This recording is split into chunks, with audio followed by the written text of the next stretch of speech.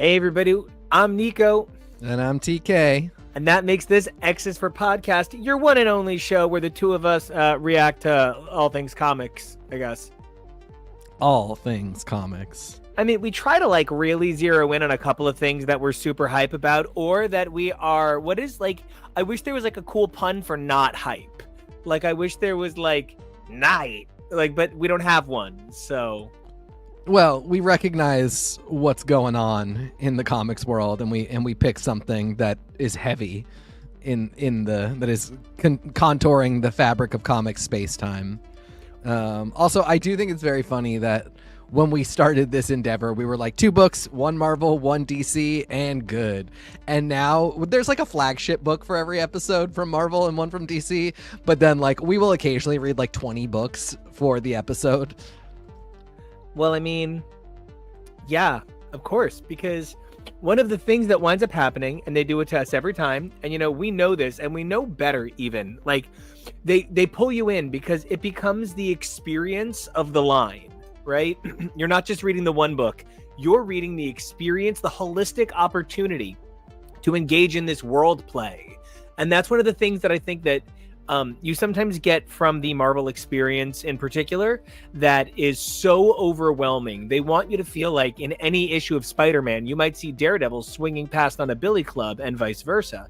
But I feel like something that they leave out is how, while that's cool, immediately the canonista in all of us gets like real crazed about it. And then all of a sudden it's like, okay, wait a minute.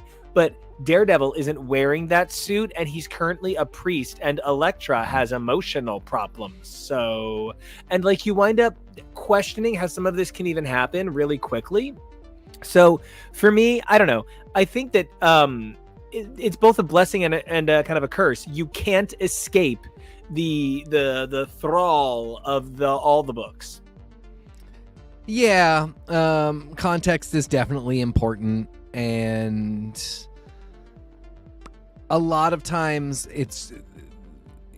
the books really can't be consumed in a vacuum as much as I think I would like for them to be. Not even in a every issue is somebody's first issue way, but like, what are we picking up today? You know, and like even something like, you know, today we're talking about Spider-Man and Batman, but then we're also talking about Psylocke and Black Lightning, because while Spider-Man is Marvel's biggest property and Batman is DC's, and it feels like they're both at a place of like a real accumulation of books and stories, and that's worth talking about. Ostensibly, these two number one, Psylocke and Black Lightning, should be pretty big this week, should really be worth discussing. I mean, I feel are worth discussing, but like they are drowning in a sea of Batman and Spider-Man. And like, it's real tough to stand out. Yeah, no, and that's even part of like, so I went to a shop that I had not been to today. Ooh. And didn't do a video. I'm gonna, you know, not every LCS becomes your LCS, and that's totally cool. But like the difficulty I had finding Psylocke, and like that's even a different thing. That's where I just want to give it up to, you know, the LCSs I love, like Geekery and Zap Comics. Just you guys make it really easy to find my new books. But like, yeah, you walk in, and like the other thing that really messes me up is the rows of facsimile editions, and I'm like, wait, but isn't Deadpool dead right now? And isn't it like his daughter pool or something? And I'm so confused. Where's daughter girl? And so like, I don't know. There is something that is so frustrating to try and find something like Psylocke when it's 35 versions of Crisis every single week. Yeah, and it's fine if they want to do 35 versions of Crisis. It's fine if they want to have 8 different Batman books, but those Batman books are going to sell themselves. Batman is the measure by which comic sales are taken. So we don't really worry. I don't think we really need to worry about hyping Batman. And I'm comparing Batman and Psylocke, and I shouldn't. Spider-Man's also going to sell himself. Like, he's good too. He's always the number one seller at Marvel. He's doing great. But a Psylocke story written by a non-binary person who is of the very broadly general close to ethnicity of Psylocke for the first time is something kind of special. Psylocke getting a one-shot when it's Kwannon, not Betsy. There's just so much here. It's an ongoing. And it's an ongoing. Hype it up. Spend the money. Spend the time. I'm being your Psylocke hype guy. I just want to get it real hype. So I want to rewind time. Yep. Let's go back in time to when I was but a wee Nico actionlet, and I have all the toys and I watch all the animated series, and I know everything. And then my cousin gets a set of X-Men sheets, and they have Psylocke on them, and I'm like, who the hell is Psylocke? I can't read this word. I don't know this woman's name. I do not know who she is. And so I'm like 6 and like having a psychological breakdown at some Jim Lee X-Men sheets. And now it would be a very different kind of psychological breakdown if somebody gave me a set of Jim Lee X-Men sheets. But I sort of get lost a little bit in how it can be such a journey for a character like Psylocke to go from being Psylocke, this marginalized sex kitten. She's sexy kitty. She is just like be hot in a bra and panties, and like there's not a whole lot else going on for that character for a long time. Now we've gone in and we've created the subtext by backdating it with better text that would come later for, obvious good reasons. But one of the things that I think about is like, what's his name? Dreamweaver? Is it Weaver Spider Weaver? The gay one? Yeah.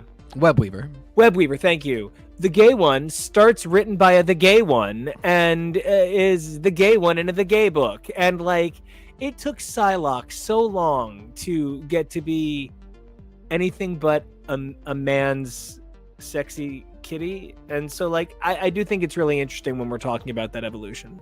And then even when we fixed it, it was fixed in a bunch of weird ways. Not all of which were bad, just weird, just complicated, just comic stuff, but a lot of them were male dominated. Everybody forgets because both characters get a bump during the Krakoan era, but it's not Krakoa that fixes that. It's the search for resurrected Wolverine. Inexplicably, which again, not written by anybody with a connection to any identity of those two characters. But then, we go into Excalibur and Knights of X and Legion of X, where Betsy gets a really huge boost. And then, of course, Zeb Wells writes some great Kwannon in Hellions. But again, that's Zeb Wells. I super appreciate that he took the character. But, and then, was it Brian Hill who wrote that Psylocke book, that Fallen Angels? Thank you. Was it Brian Hill? I think it was. Yeah. It's that thing where it's like there's 2 books called Fallen Angels and they're both cringe.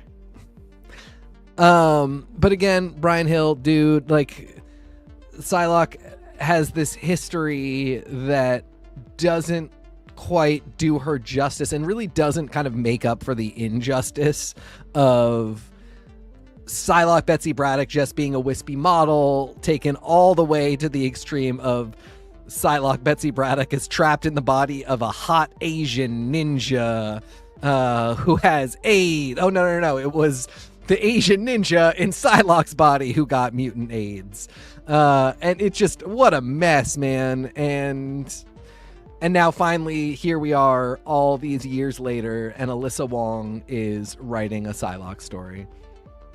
And that's one of the things that I think is so important to consider when you're looking at these bigger pictures. The holistic identity of what makes up these characters evolves over time so greatly. And I feel like, let's start with Marvel since we're already here. Do you mind if I dial into some Spider real quick? Yeah. Do you know what I was really surprised about with Spider Society? And I don't know how I was surprised. Alex Segura, a rather Latino man. Hey, what's up? My Latino brother. Hey.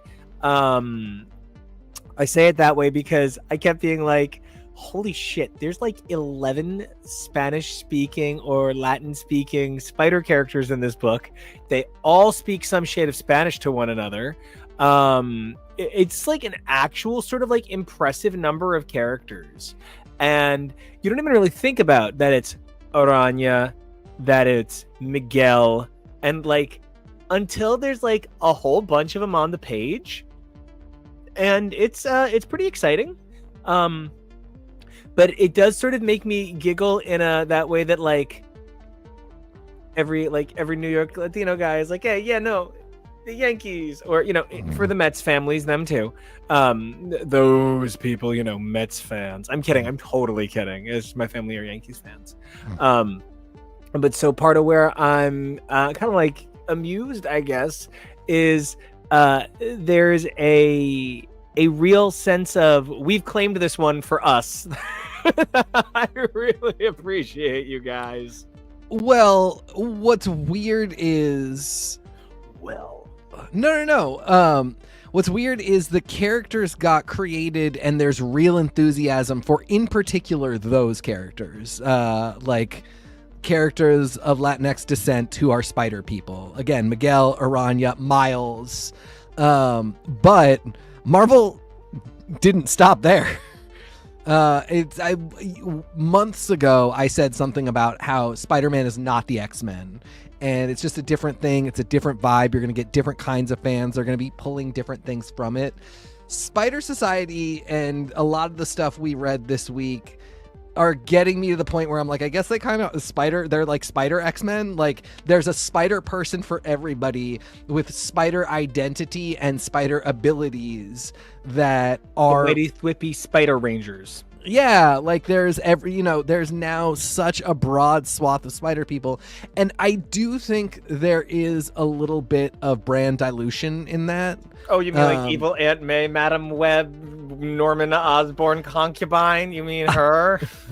I mean, she's not even such a problem to me. Like that, I can kind of see. Like I can kind of get to, but like once we establish that, Jessica Drew, the white lady, was created at a time when all ladies were just going to be white ladies. This one was going to be a spider.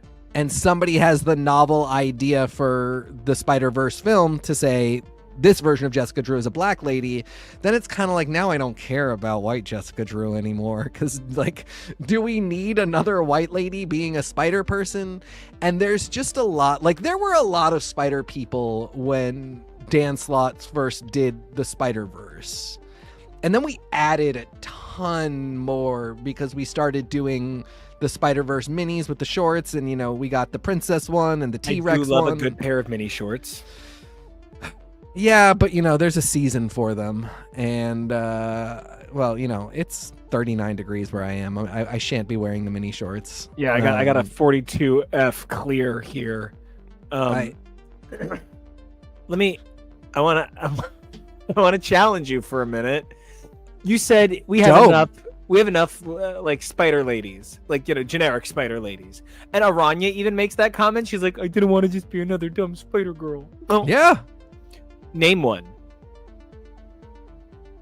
Well, the original is our girl May.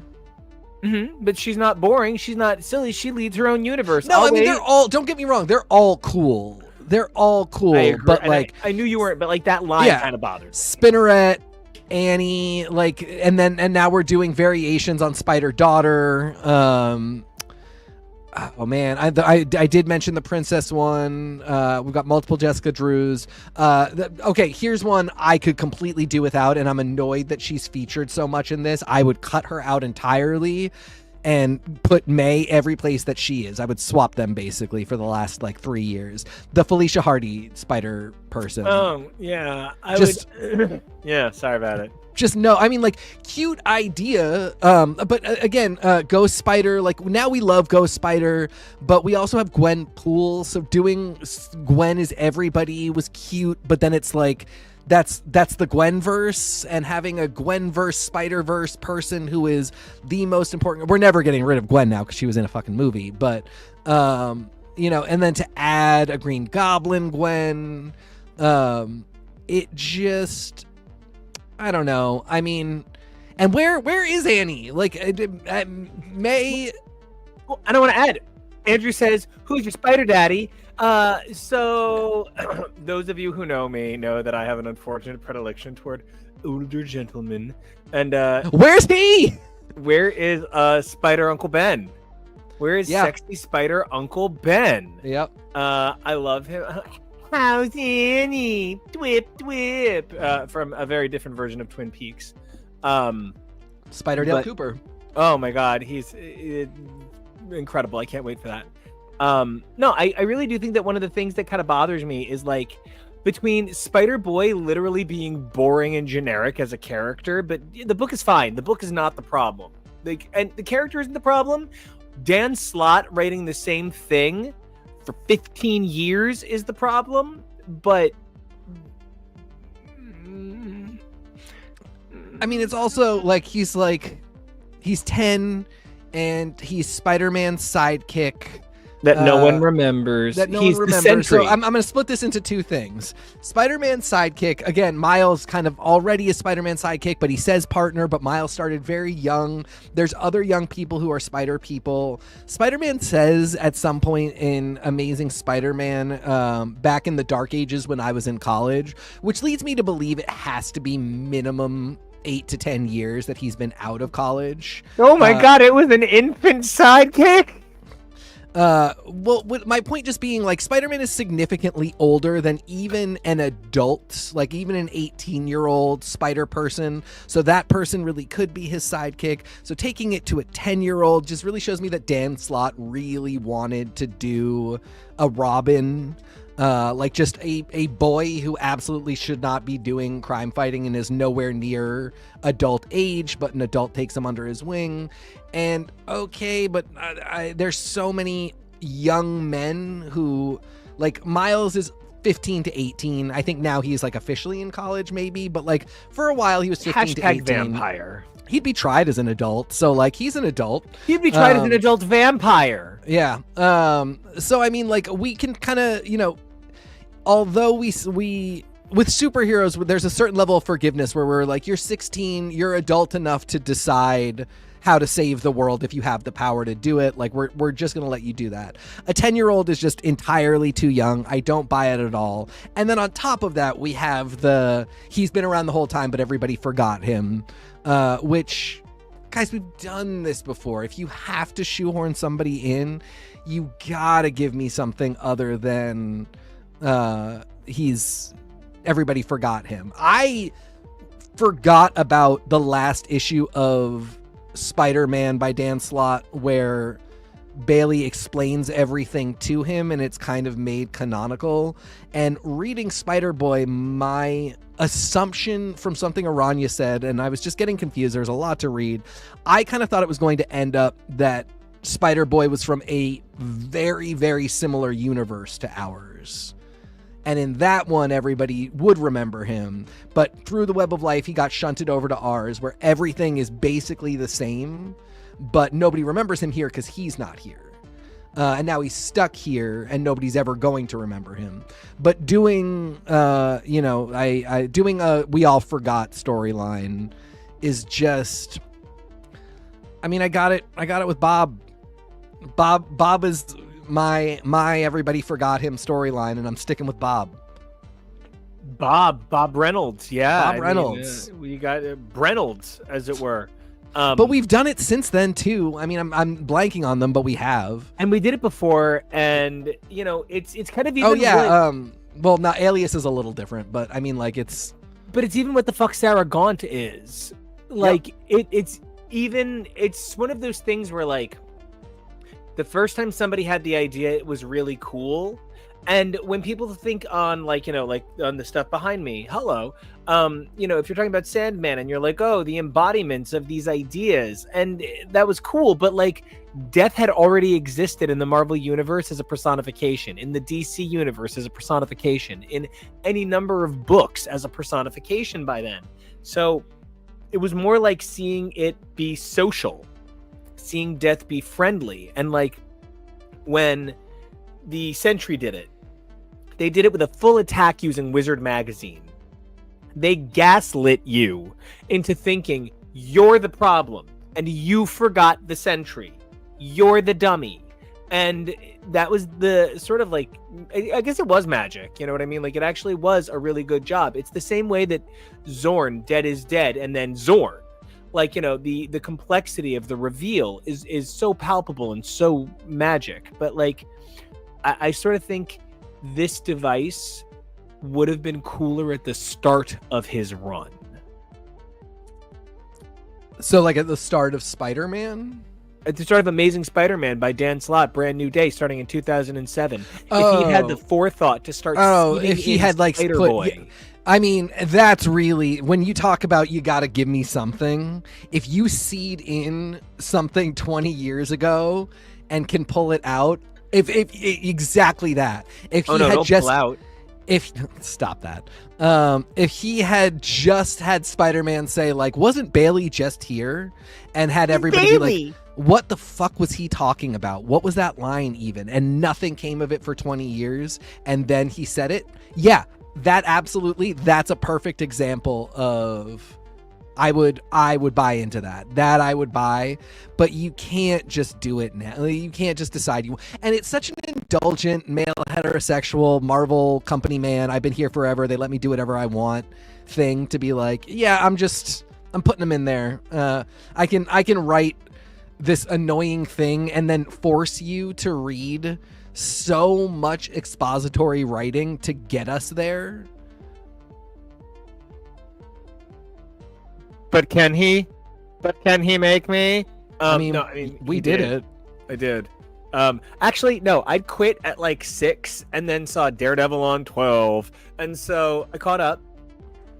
I quit before 6. I quit at like 2 or 3 because I was just like, I don't want to. I realized we've said his name too many times, and his. Oh my god! One more time, yeah. Michael Keaton's gonna play him in the movie. I completely agree. But I decided, even though I appreciated his Spider-Man that was a Spider-Verse story that was not called Spider-Verse, I just decided I wasn't gonna do it with Spider-Boy.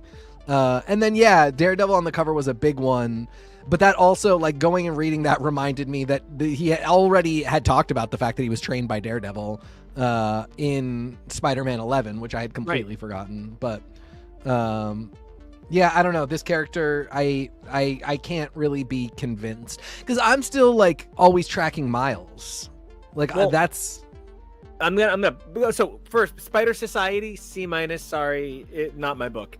And you know why else? Because I really fucking hate. So I'm. We barely talked about it because there's not a lot to say. You want to go back? Let's go back. No, I don't. There isn't a lot to say. This is Web Warriors by any other name. This is.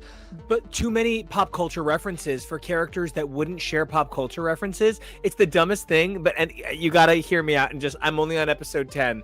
But if in Malevolent, the fucking demon creature says Jesus Christ one more time, what Jesus does he know? So I'll wait and see. But like, sometimes these characters who are from like disparate worlds, and like this character is like, I grew up in an entire cowboy universe of spiders, and I'm the only human.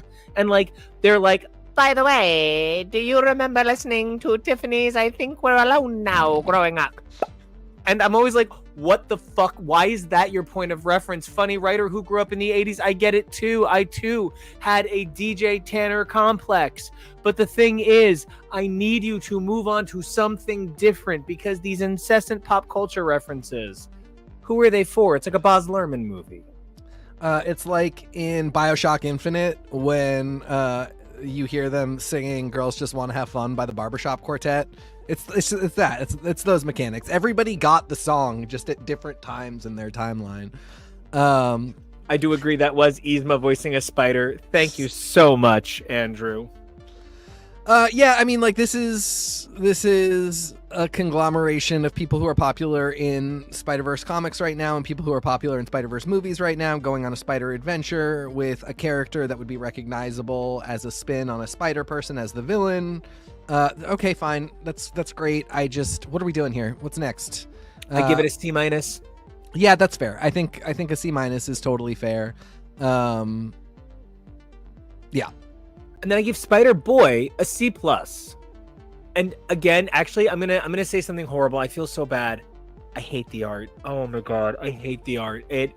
If Spider-Boy had a prestige art team, if they gave Spider-Boy some high-level, top-notch, best idea art team, it could look incredible.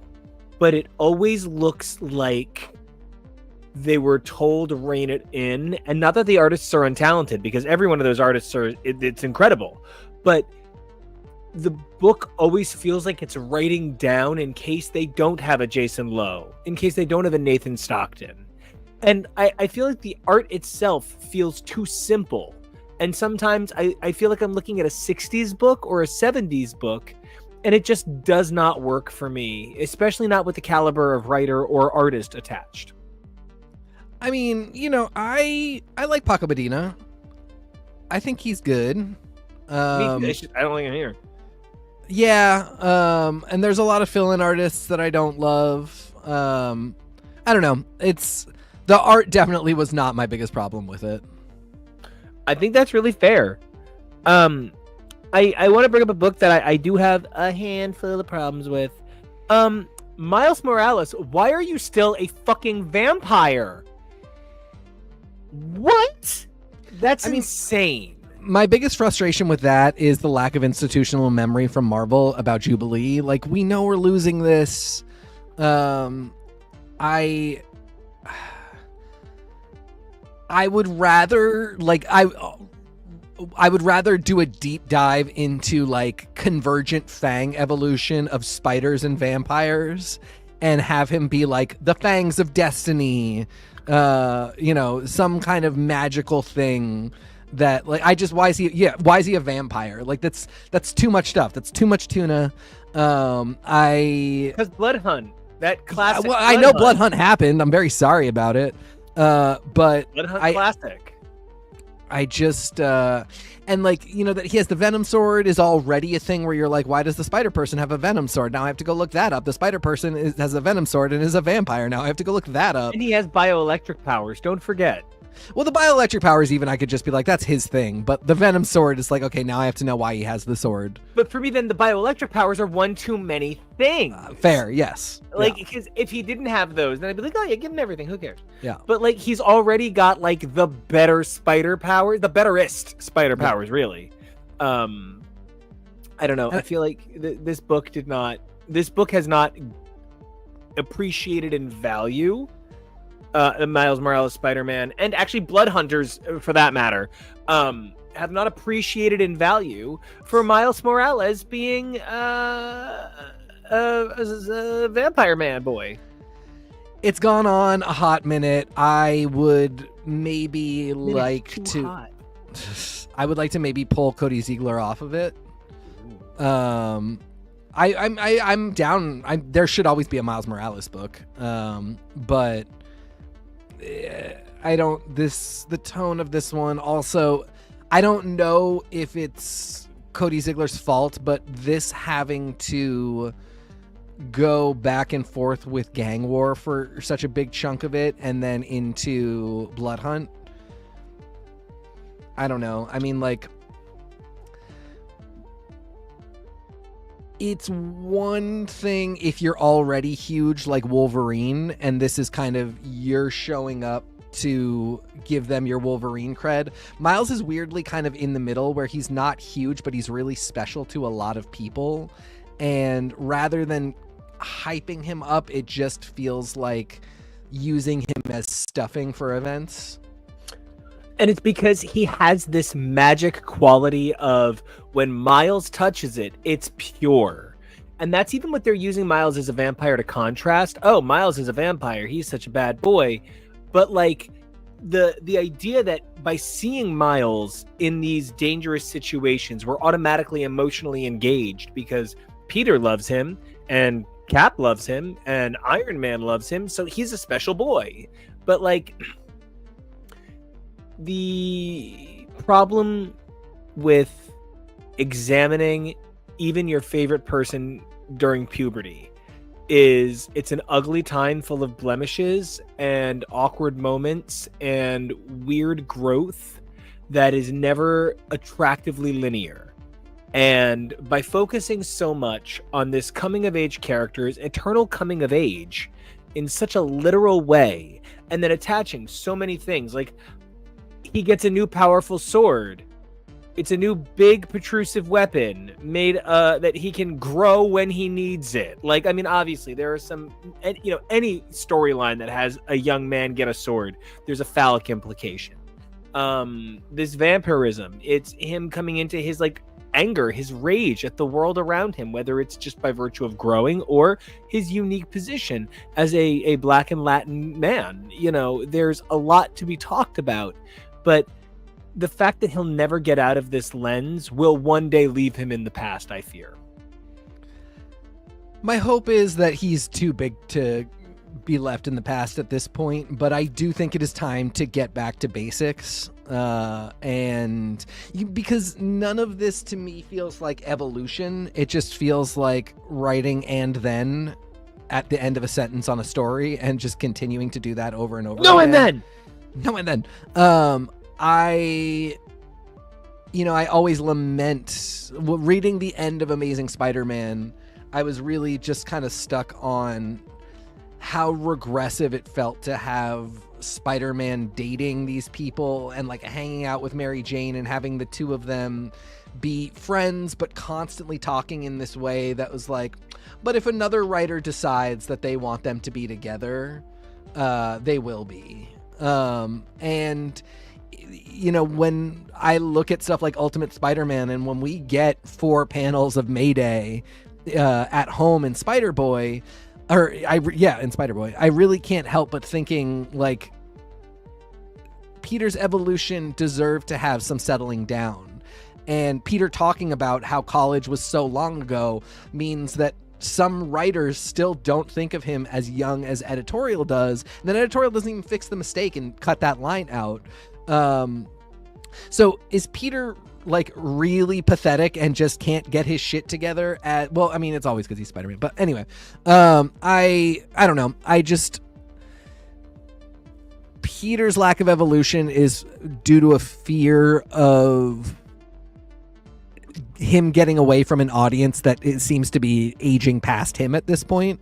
And with Miles, his evolution is not evolution. It is just putting stuff on him. But I think it's time for the character to evolve a little bit. Oh, Peter. What can be said? I think that the end of the day, the biggest problem with the nature of a character like Peter Parker or Scott Summers is that they're always going to go back to being somewhere just after their teenhood. They're always going to rewind to 24, which is going to keep characters like Miles further down and further at bay.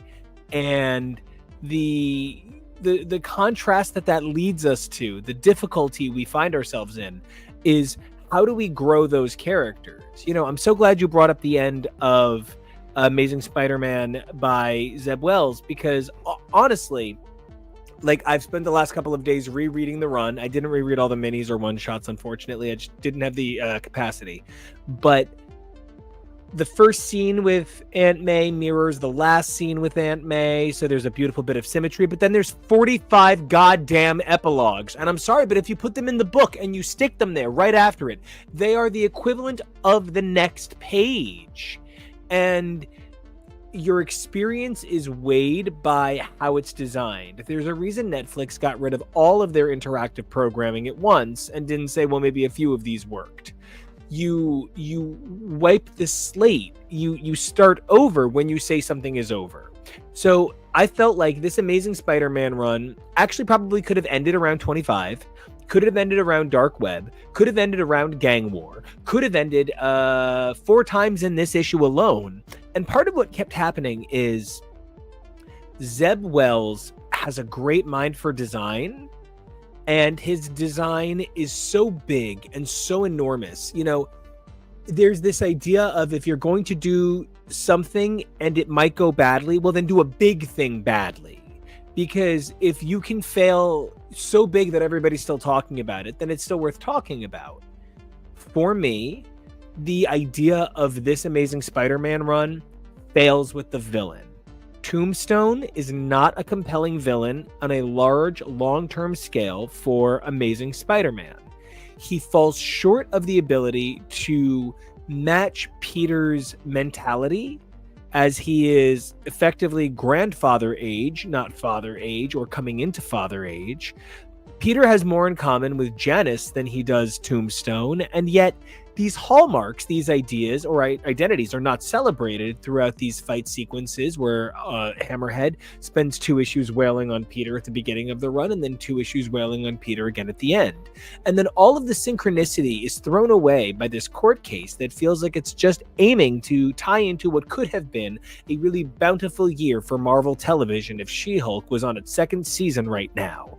And so I'm left wondering, is Zeb Wells' Amazing Spider-Man a product of a lot of MCU that never got its legs off the ground? Recently, the actor who played Alex Wilder was asked, would he come back to play more? And he made a comment of like, well, we're older, so that would need to be written in. We're not teens anymore, but if they could work around that, I'd be open to coming back. And to that I say, no. I'd rather get tons of versions of the Runaways than an older version of the Runaways. And my only thing with that is they did age the Runaways in the comics, and now they all happily sit at about 18, 19 years old again. Yeah, and I know they're like 24. The actors at least. Are like 24. Yeah. So that, I don't know. This ASM was a big fail for me, unfortunately. How did you feel about the Goblin storyline that comes before the final Tombstone arc? I resent it, actually, Okay. because one of the things that felt really important earlier on in this run was Reformy. That's Reform, Norman Osborn, Reformy. Reformy felt I can't. really... It's insane that you didn't go with Reforman. Show's over, guys. This has been fun. I love you all so much. No, me. I am Kitty Foreman. Red Foreman is producing the show, and next to us is Donna. And so I guess Donna. Sure. She was my favorite. So the problem I found here was you have a couple of choices when you're talking mythos, right? So like, if you ask me who my Spider-Man villain would be, I would pitch you someone that I thought I could make a mark on, that I could do a name on. But I'd avoid Carnage. I'd avoid Norman and Harry if I could. Probably no Octavius or Green Goblin of any kind. Like, I'd probably avoid most goblins if I could. I guess I would use like a piece of Spider-Verse to try and pull somebody random in. And I bring this all up because I would want to do everything I could to steer clear of Goblin or Ock or Symbiote. The same way if I were asked to do Batman, I would steer clear of Joker, Ra's al Ghul, and Penguin. And there is something that happens when certain properties are maybe overtapped and overused. I wish this wasn't Norman. I wish this but this is the fucking problem with these designer goddamn runs. You know, there was that great stuff about MGH appearing in this, unfortunately, not even I'm sorry, Alyssa, what an incredible writer, but not even the greatest book I've ever read or anything, but I guess that's my book of the week. Pick of the week, where they did the MGH story in Psylocke. There's almost like writer growth hormone, where one day they put you on a big fucking book, and then, but that's it. We don't go back to those other things. Jed MacKay will use things from Jed MacKay's earlier runs, but like, it becomes about that moment. And the idea of pulling in the goblins into this run that was so about Tombstone, way to overshadow your big villain, way to make your, like, you don't cast a big buff TV guy and then put The Rock in the same scene, because The Rock will make the big buff TV guy look tiny. By using any goblin, you immediately make Tombstone seem tiny. Yeah, that is a big, in summary, that is a big part of my problem, especially to go, because I technically think they could coexist. Those two arcs could coexist in this very long, over 5 years long or over 4 years long narrative, getting close to, no, 5. Yeah, 60 issues. No matter what, 60 issues, because Yeah. I think they shipped 14, but that's still 4 or Yeah. 5. Yeah, you're definitely right. It's big. So in that time, like, technically, yeah, we can do both, and we can even do, we can return to both. You know, we can have Tombstone show up a few times, but the Goblin arc feels so big and so complicated and so attached to grander mythos, because the other super annoying thing about it was they kept being like, this happened in Amazing Spider-Man 880, and I'm like, okay, I can't go back right now. The number, like, the reference numbering got really weird, and I do believe some of it was reference numbering legacy numbers of what this book should be, which was very, very confusing. Yeah, absolutely, that's what happened. But it was a really complicated, convoluted, high-stakes story that pulled in a lot of spider mythology. I don't know how I feel about this sin-eating situation, because what the hell are sins? That's very silly. Sin Eater it's one of the, TK, it's why I just wish everybody would give you and me control of these universe. Truly. And I'm pregnant with rage. But it's such a big story, and it all comes out in the Y. You know, it all comes together. I mean, honestly, for me, the greatest part of the whole thing is that Rap shows up one more time. Rap, the greatest spider person of all time. Oh, but you do know who Shift is, right? Yeah, I mean, like, vaguely. I don't have enough experience of old Miles for Shifts. Shift is Rap for Miles. Yeah. And I ship them. Of course you do. Of course you do. Unfortunately, Big he's not muscle himbos. Ship him Yeah, hard. unfortunately, he's not fun like Rap. Rap is so. Rap does what. Rap does what Spider-Man used to do in a time where people behaved in a more civilized manner. Like, Spider-Man quipping in 1960 seemed really edgy because everybody talked in that very, like, stentorian, like, really long-winded. Everybody was sounded Shakespearean. Everybody was so monologue-y, and Spider-Man had quips.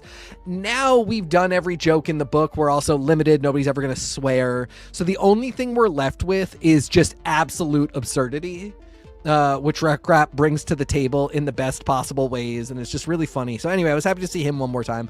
But we get this really grand Goblin storyline that kind of changes the nature of a lot of stuff, or could. And also, has Ben and has Chasm/Ben and Janine stuff involved in it, which will spill over into other things, which we also have to get to, I know. And so that's all really complicated and complex, and it all ends. And I think that's a really great place to end the story. But then we do this one more Tombstone storyline, the only point of which seems to be doing this thing where Tombstone says, I recognize your morality and even, like, respect it in a way, but the world just isn't fair and I gotta go. people. And it really feels like Zeb Wells desperately had to tell us that in this way that I'm just like, well, it's not, we all know, like, that's anybody that's getting this for the first time from Amazing Spider-Man 60 is, I don't know that that's a critical enough audience that we needed to do this. And it just, because they've now just wailed on each other so many times throughout this run, and it's not any more interesting the third time around. Third? Yeah, I mean, like the 15th, when you count individual fights. I was just thinking like big blocks. But I was certainly not coming for your interpretation. No, I know. But yeah, so ultimately when you do this complex, scientific, mystic, everybody's in the mix, Ben Reilly is there, everybody's around, the Craven, the Sinister Six, the Living Brain, everybody's there. And then you're like, oh, but we got one more after that, and it's Tombstone, and he's mad. And he's gonna kill his own daughter. That's so crazy. The thing I liked the most was that he got the lesson from Wilson, but I just would have put that in a different issue. I love that they showed him hanging out with Wilson and Wilson being like, "Yeah, I'd kill my own kid," because I think that's important. But he's done it. So yeah, exactly. I think that's important. I had no interest in that last storyline, and and then that final series of endless little shorts just make a farewell to my run one shot where you do all those if you need to do them. I would enjoy seeing you run in little shorts. It's your second little shorts joke. I'll give you one more. Oh, well, good, because comedy works in threes. But you know what wasn't funny? What? How much I enjoyed the final story here, the one that leads into 8 Deaths of Spider-Man. Did you read 8 Deaths of Spider-Man? Oh, I sure did. Okay, cool. Yeah, I mean, I love that too. And it's one of those things where, like, when you run great guns in the campaign, you want a Democrat, but you get me. You know what I mean? I liked every page of 8 Deaths of Spider-Man. I loved about a third of the pages. I very, very, very liked about a third of the pages. It was a B. What was manic was manic. What was frantic was frantic. And I myself, I don't need somebody to set up the intro anymore. Like, every person is always so excited to have Roderick Burgess summon the fucking spirit. And everybody is always so excited to have the X-Men pulled together by Charles because the other X-Men are missing. And, like, there's all of these sequences that we are so programmed to believe are correct. These albums that open with these tracks where we say, oh, well, that's what an opening song sounds like forevermore. And these hallmarks and these beats wind up becoming so important to us culturally that they affect how editorial edits things. If you sucked all of the first issue out of Amazing Spider-Man 61, you would have an A+ issue.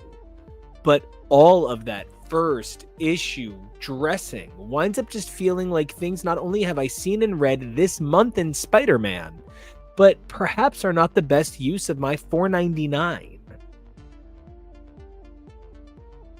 And this is a problem that I think we run into with Batman a lot as well. So, Truly. it's a comics problem. But yeah, I mean, I completely agree. Doing the whole, like, let's start off with, Spider-Man in a fight, and then we go to his day life, and then, we start to hit into the story. The only thing that we get here that's a slight deviation is at the end of the fight part, Doom shows up to seed the story that's about to take place. And I probably would have done a quicker, more interesting fight and had Doom show up there, and then found another way to put a new touch on it. I do agree with what you're saying. I think my other problem is it's an insanely convoluted plot, and it's not Spider-Man at all. and it explains itself in two wide pages that are just so much text, and some gorgeous art rendered in that text as well, which definitely helps. But it is just such a complex thing for, I really feel like, kind of no reason. The general idea that Spider-Man is going to be Earth's champion and fight is pretty simple, and you could have figured out a way to get there with fewer words. And then the last part is just kind of like, I don't think Joe Kelly writes a bad Doom. I really think Doom sucks, and I'm just so exhausted. But this is a really good example of why Doom sucks. Because he seems put upon. That's what I love. Man, do I love a put upon Doom. Well, I mean, I love a put upon Doom, but just Doom showing up and insulting you and not explaining why he needs you, and then leaving because you rejected him, and you're describing every dumb bottom that I dated in college. Truly. That's Doom's vibe.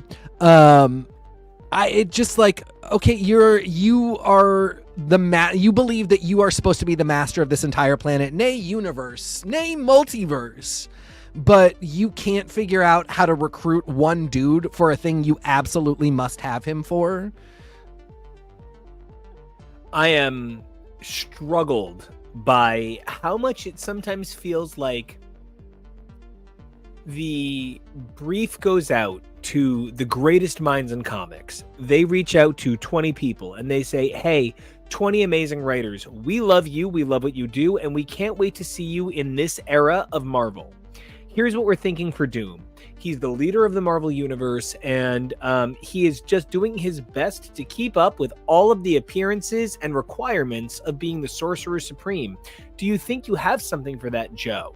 And Joe goes, oh man, I would love to do that. Sure, Spider-Man? Yeah, I'd love that. He pitches the story, and we get this incredible book that I'm really excited about. But yeah, I find myself thinking, like, this put upon Doom does not feel like the Doom running around the Avengers right now. And at the same time, though, one of the things that I'm really thinking about is about 4 years ago, Doom had dinner with Storm. And now Storm is going into politics as Doom is becoming the Sorcerer Supreme, King President of a nation. And there's a sort of beautiful balance that they are trying to elevate someone like Storm by elevating Doom because they are contemporaries. And so I think when I'm asked to make allowances for things like this, where Doom is just showing up in this, I guess, for lack of a term, I would never want to apply to somebody like a Doom, as a as a very specific kind of bully. I don't like other bullies. And I find myself frustrated with the success of Doom and Doom-like bullies. And so, while thinking about this, the idea that Doom is so humbled that he can't get Spider-Man, the quintessential Joe Everyman, to do what he wants, that characters like Storm stand up to him with great resistance. There is something about the inevitability of felling Doom that this book portents that perhaps other titles won't be allowed to signal quite so hard. And I think that has to do with other titles that are going to handle Doom are treated maybe by the people who worked on Blood Hunters number 3, because Blood Hunters number 3 had a Doom Saves Latveria story. And when I was rereading it, all I could think is, oh, they knew where they were going when they commissioned this, however many months before Blood Hunt. This was to make Doom's ascendancy clearer. Yeah, I do think that part is definitely there. This is their opening salvo of One World, or the opening salvo was him becoming Sorcerer Supreme, but this is the next step in One World Under Doom, and that to me is actually kind of cool. Building it in steps is a good thing. I'm waiting for somebody who has the Hickmanian take on Doom, where you can explain to me why he behaves like this and I'm supposed to not roll my eyes. Like, to the point where I'm like, well, somebody who is this bullheaded and dumb, like, I don't even fear him at this point. Like, I know he's going to get felled by that fool Richards in some really stupid way at the end of this One World Under Doom. Like, I'm waiting for somebody to write him and have him say, I am completely changed. I still think I would be the best person to rule the world, and I would still like Wilson Fisk. Like, I'm more scared of Wilson Fisk than I am of Doom with as Sorcerer Supreme. I'm more scared of Fisk with 0 powers than I am with Doom. And like, part of it is I've also seen the other side of Fisk. I've watched Fisk make love to his wife. Did you see that article going around that was No. like the thing that made Fisk the scariest villain of the entire MCU is that the thing they showed us first was him fall in love? Yeah, I did not see that, but that's a brilliant thing, and it doesn't just apply to the MCU. It really, if you read the Zdarsky run, it's not the first thing you see. It's what from makes him. Taxi Driver work. I hate you. But you really see this incredibly tender and loving side of this man who still would kill his own child to stay on top. And it's so incredibly frightening. And you see Wilson Fisk's Doom go, or Chip Zdarsky's Wilson Fisk go up against a bigger fish. Fair. And survive and, like, have these vulnerable moments, but still stay on top. And I'm so uninterested in Doom as everybody writes him. I don't find him scary or threatening. I don't believe, in the same way, it's not even like I don't believe crossover hype because I know they're going to end. But in that same way that because every crossover is going to end, you can see it, every Doom storyline has to have this moment where you're like, but he's the most brilliant person alive, he has all the power, and somehow, like, they tricked him, they got him. And so I don't know, I'm just like, even though there are parts of this that are really good leading us up to One World Under Doom, I'm just still kind of like, okay, but then Reed's gonna make a puppet of something and Doom's gonna get confused by the puppet, and then it's clobbering time, and now the whole thing is over. And one of the reasons that I'm so frustrated is, and I'm just putting it out there, when you woke up 6 months ago, was Dr. Doom in charge of the Marvel Universe? Nay, sir. Okay. Was it for lack of trying? Oh, you mean we all beat this guy? You mean Doreen beat this dude with a river and some rocks? You mean Squirrel Girl handed this man his big metal ass? Okay. I'm literally saying this, and I mean this exactly how I mean it. When I hear Christian people say to me that they're furious that young people say, like, that's on God. Like, when they hear people, I'm like, then you shouldn't have built up that word meant something so powerful that people would want to pervert it. I'm sorry. I'm sorry. But, like, people are like, oh, well, obviously we're going to use gay to mean an insult, dude. And I'm like, you're right. I made gay sound so fucking cool and so hot, and it's all gas, no brakes, and all the sex is great all the time, and we don't have any of your annoying girlfriend problems. You're right. I get it. So to that end, I do think that we find ourselves in a unique position sometimes where the portrayal of an idea is so much more important than actually what's executed. And I feel like the idea of Doom, this character who can't be beaten, who is beaten all the time, is portrayed as unbeatable, which is so much more important than the fact that he is beaten constantly. And that duality, that dynamic, is where this is both a bad idea for the Marvel Universe and going to produce some Dark Reign-esque comics. Dark Reign was what if George W. Bush became president. we are currently living in a slightly darker timeline. And so they've upped the ante. What are they going to do next? One World Under Kang? I'm running out of bad guys. Like, what are you going to do? Bring in Batman? One World Under Batman? The entire Marvel universe is subjugated under Batman? Like, that's No, literally... they don't want to do those crossovers. They're just kind of busy right now. What? I swear to God, Tom Brevoort, you are such an incredible professional who has accomplished so much in your field and in your career, but you seem like you are just no fucking fun at the bar. I don't want to respond to that because I'm just like kind of busy right now. I'm not, feeling that's what he would say. He would literally say in his Substack, I don't have time to respond to that. Put 3 paragraphs about why he's so busy and then move on to the next question that flatters him. Sorry you all hate me. Sorry everybody hates me. I'm trying so hard and you all hate me. Sorry. I feel rage. And it's tough because Tom Brevoort's not a bad guy, but he's just behaving really badly right now. It's that same Nick Lowe Amazing Spider-Man energy that drove us crazy. Yeah. All right, hold on. Let's finish up Amazing. Oh, hold on. So what do you give 8 Deaths of Spider-Man #1? B if I'm feeling very loving, B- if I want to be super critical. B+ for me. It's Fair. B+, but honestly, probably a B. Do you know what book I give like and obviously we ran way long on Yeah, Spider-Man I know. We'll be quick on this one. Spectacular Spider-Man is just a B across the board.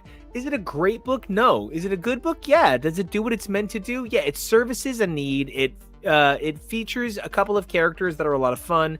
It pays huge tribute to things that it loves that came before, most notably gargoyles. Hey, Greg Weisman, you are so into yourself. Everyone looks like Elisa Maza, and they hang out at a coffee shop. Somebody literally shouts something the equivalent of like they say like holy something, and it's like literally almost jalapeno. It's insane. It's a good book. It's a lot of fun. It's a B, but it's a B because it's meant to be trades, not because you're meant to read it monthly. Yeah, I think that's really true. I think B is solid. I have so much love for this. I'm willing to let some people be indulgent, and I'm willing to allow some people to be indulged, and Greg Weisman is one of them. He could and should have had, well, I mean, he did have an enormous career, just kind of wasn't on the properties that I might have chosen, but like Young Justice is absolutely incredible. I wish there were more gargoyles. I love what he's thinking. I guess like the pitch to me, I felt I was going to get a lot more Miles and Peter in the coffee shop, and not them separately, and then occasionally talking about it for 2 pages. Yeah, I like a big group therapy session. I love Vita Ayala's New Mutants. I know there was a lot of really long text pages of New Mutants doing the monologues that you would do in therapy if you were in therapy, which they all should be. But I understand that doesn't technically sell, but at the same time, there's so many Spider books that maybe that one would have its niche, and maybe I'm its like primary person to purchase. It's why I was okay with it in New Mutants, because there were so many other Krakoan books that really were all action. I'm not saying there shouldn't be no action, but I did think this was going to be a lot more talk. This last 2 issues where it's everybody at the coffee shop sort of doing a common goal, which is helping this new person come into their powers. That to me Elementary? is like, I think that is what it's going to be, Elementary. That to me is like that's the zone right there, because you did get a bunch of action, but it also is a lot of people standing around at the coffee shop talking. And so anyway, it's a really good B. All right, so to my only A-, I guess. Psylocke was fun, but I just want to be really clear for you, all of you. If you pick up Psylocke #1, you could probably not read it. You could probably just turn on your Hulu and navigate to a show you've never heard of called Grey's Anatomy. Because basically this entire issue is, what if Owen had telekinesis after he tried to choke Christina. The entire issue. No, get out of here. Oh my God. It is a soldier dealing with the realities of Yes. PTSD, going back to rescue the people that remind them of the people that they couldn't save in the first place, after having a deep flashback that pushes them to the brink while they are in the job that they do, where they wind up suspended for taking too big a risk over and over. It is literally what if Dr. Owen Hunt was an X-Man. And let me tell you, Are you sure it's not April with the practice dummy? I really do think it is kind of more that, but especially why are you because, on his side? I'm bald and especially sweet. because Owen Hunt is so unlikable, and Psylocke I do is not think Kwannon would be likable in real life. But the character I don't even like watching the character of Owen Hunt. I can't believe he's lasted this long. I hate him. But I really love watching Kwannon. Yeah, No, I'm just not into it. But I really love Kwannon. This was an A- for me too. I will say the biggest thing with this book, best balance of telling its own story while perfectly situating itself in the status quo. This is the one thing that Jean Grey is really, or the one thing that Phoenix is really missing is, as I've said on the show in the past, I feel like a different office even should be editing that book. I feel like it is just a Cosmic Marvel book that happens to star a character who is typically an X-Man. But Cosmic Marvel is awesome, and they should have, they should have characters that used to be X-Men. When Kitty Pryde was Star-Lord, that was not edited by the X Office, I don't believe. And so, I mean, it really is a Cosmic Marvel book. And situating it with the X books, it just leaves something to be desired, where I'm like, just having a psychic phone call with Cyclops isn't making me feel like this is a cohesive group of books. But Kwannon actually show, like, her reason for her mission in the book being intertwined with why she is in conflict with her team of X-Men. Just everything about it, really, I felt fully like this isn't a solo X-Men book. I don't feel like Wolverine is that. Wolverine is completely detached from X-Men in the Wolverine book. Storm, it remains to be seen. But it does really feel like that's much more attached to Avengers. And Dazzler, for as fun as I really think the world that they're building is, it doesn't feel like the world that everybody else is living in. It feels so disconnected. And that's, I think, when you're talking about somebody like Jason Lowe with his unbelievable vision for these characters, you wind up in his voice, not Marvel Universe's voice, and it makes it feel very separate. Yeah, and like I said, I prefer his. I prefer a world where, things are a little more lighthearted, where Dazzler is touring. It just the three major X books do not make me feel like Dazzler could be touring and survive the tour date. And not in like a villain showed up. In like people would protest and firebomb the event because they hate mutants so much and are trying to child traffic them and do all this stuff. And so, Alyssa Wong really kept up with every part of the vibe. And yeah, I really enjoyed it. A- here too. So to move us over to the DC universe, there have been so many bad books the last couple of weeks. Yes. Most notably, there have been a crazy number of miniseries that have ended or threatened to end and then threatened us with more. Not cool. Gotham by Gaslight, Batman the Dark Age, The Boy Wonder, and Batman the Brave and the Bold, which just ended.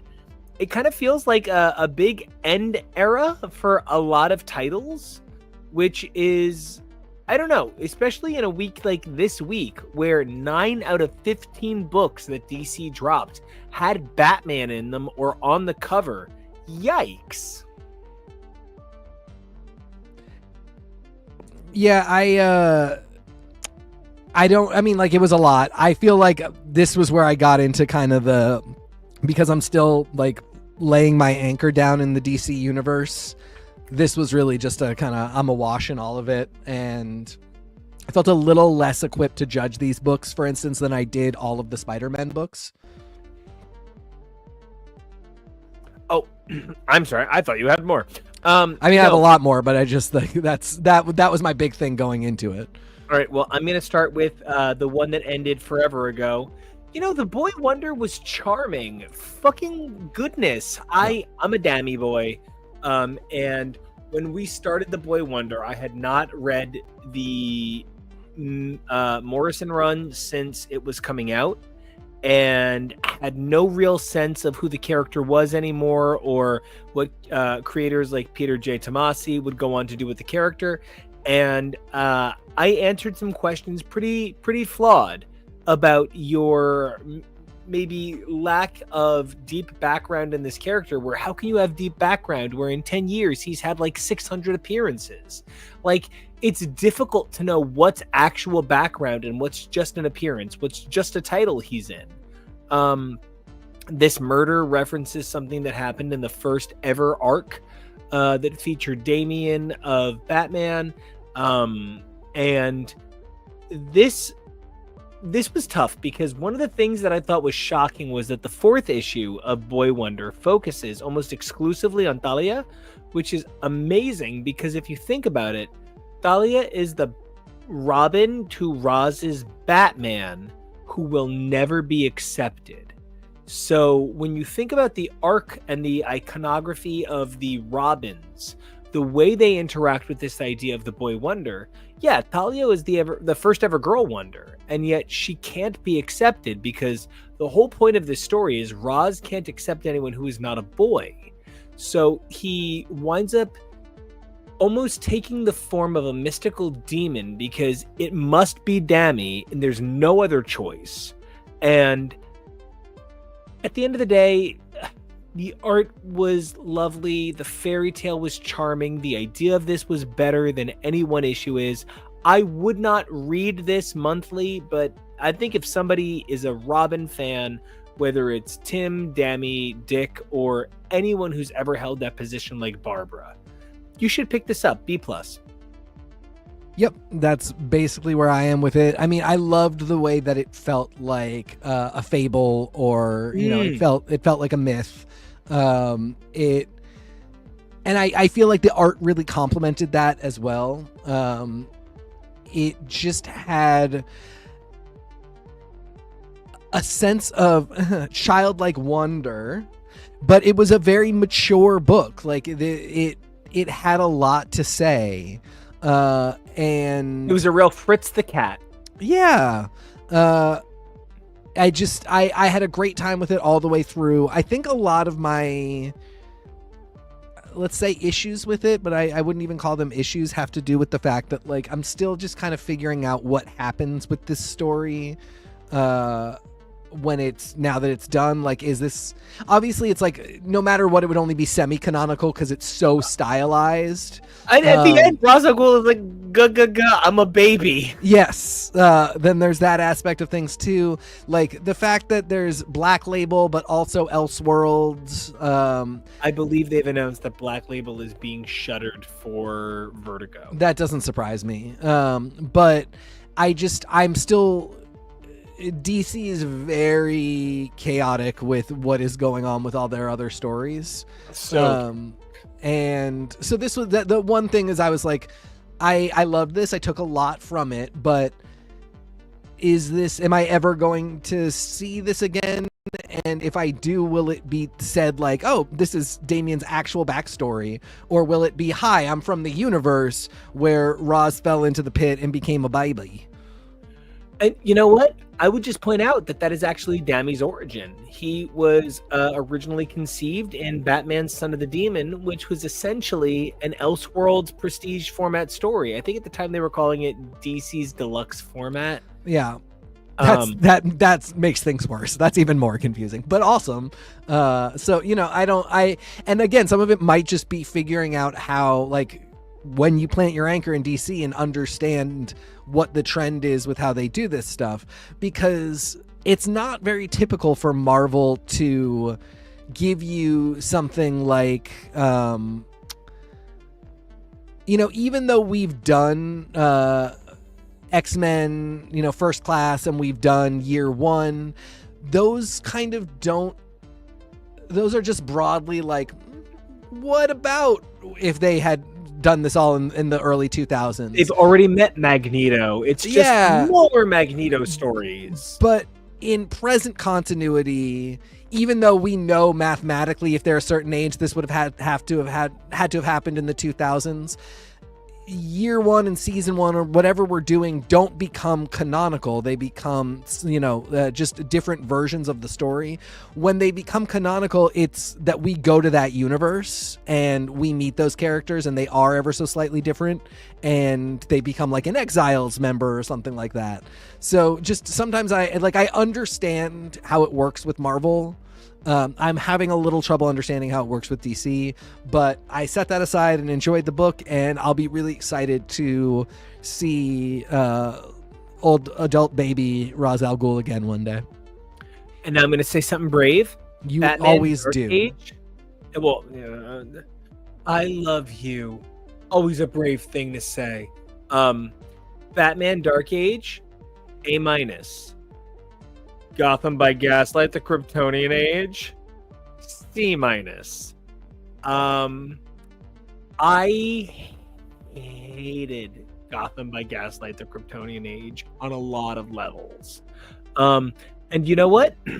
I don't hate what Andy Diggle wrote. I actually really like what Andy Diggle wrote.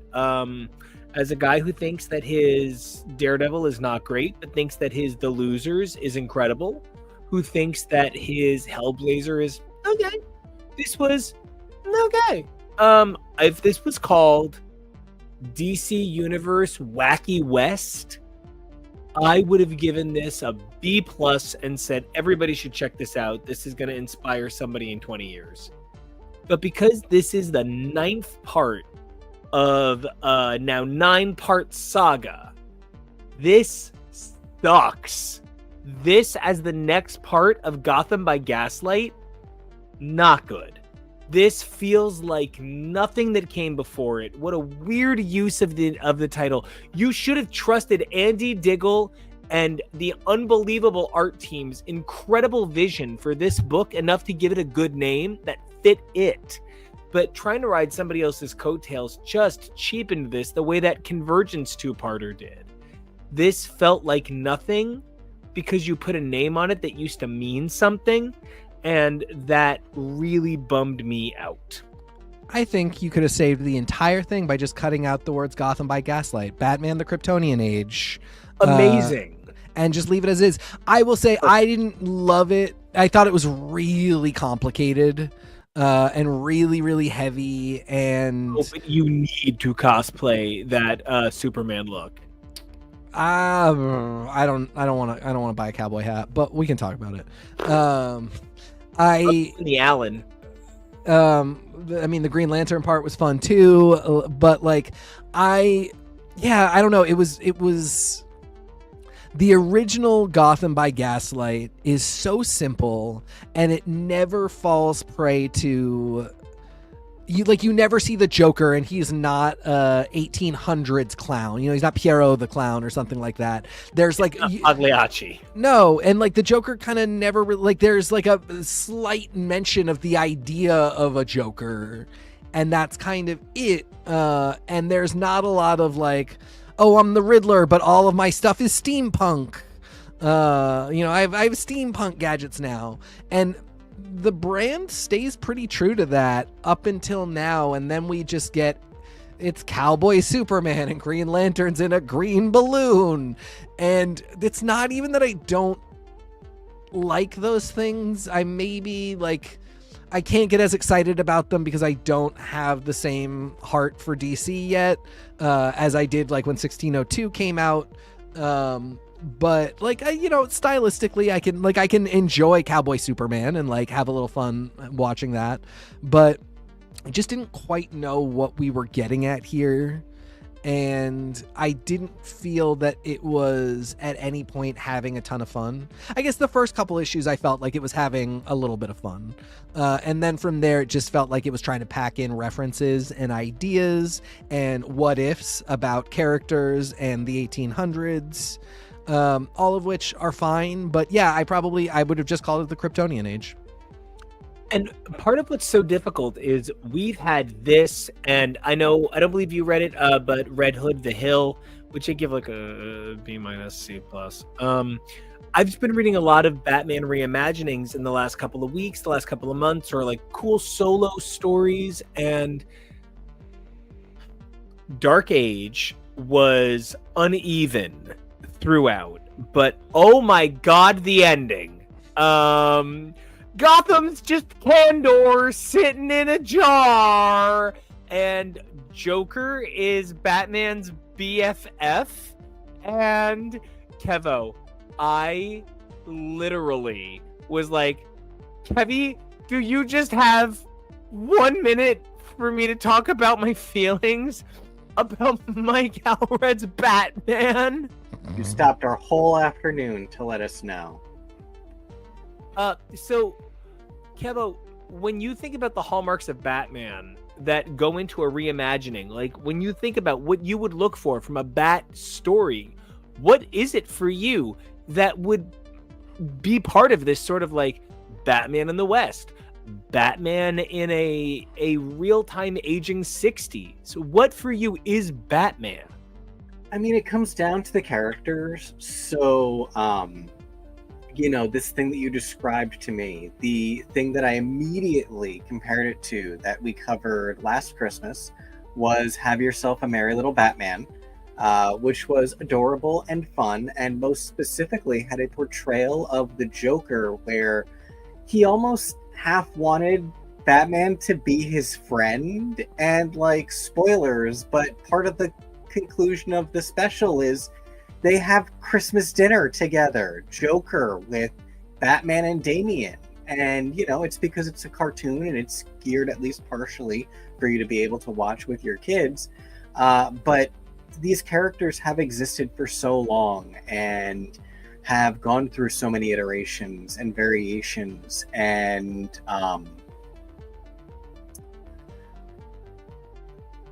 adaptations that seeing something like that was really interesting and refreshing, and that was the first thing that I thought of when Nico talked about this being the twist of this story, especially because it's not the main timeline, so you can do weird things, like we're not resetting the real Joker by any means, but there have been so many stories and portrayals that have questioned the very notion of being each other's oldest friend by being each other's oldest enemies.